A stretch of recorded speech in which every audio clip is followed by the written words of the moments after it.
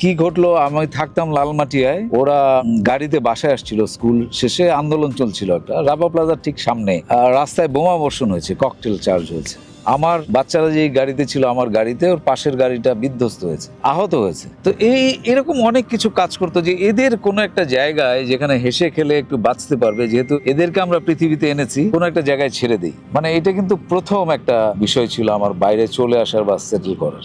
এখনো আমার প্রাণ কাঁদে অন্য সবার মধ্যে, আমরা যারা বাইরে থাকি, প্রতি নিঃশ্বাসে আমি আমার গন্ধ পাই না, কিংবা আকাশ পাই না, পাখি পাই না, গাছ দেখতে পাই না, এগুলো কাজ করে। কিন্তু আমি খুব বর্তমান নিয়ে বাস করি তানভীর। আমি এইখানকার সূর্যের আলো ভালো লাগাতে চেষ্টা করি বা করছি, এইখানকার ওয়েদার। বাট আমার তো অনেক ধরনের সিকিউরিটি আছে, আমার বাচ্চাদের আছে, কিংবা আমি একটা জিনিস কিনে খাবো, আমি বিষক্রিয়ায় মরে যেতে পারি, এটা আমার এখানে অনেক ভাবতে হয় না। সো এটা এক ধরনের স্বেচ্ছা নির্বাসন বা এটাই। কিন্তু আমার দেশ, আমার মা, আমার মাটি ওই জায়গায় আছে, ওইটার সঙ্গে কোনোটা তুলনীয় না।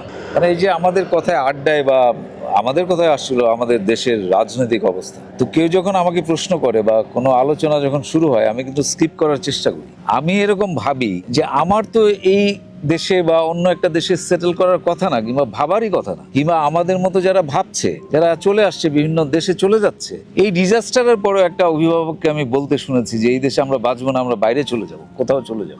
এই যে ইভেন রাজনৈতিক বিভিন্ন কর্মকাণ্ডের প্রতি মানুষের যে অনীহা, আমি ঘৃণাও করবো, কিংবা অবজ্ঞা, এইসব কারণেও কিন্তু অনেকে ভাবছে যে অনেস্টি নিয়ে এই জায়গাটায় বেঁচে থাকা সব সেক্টরে খুবই দুষ্কর।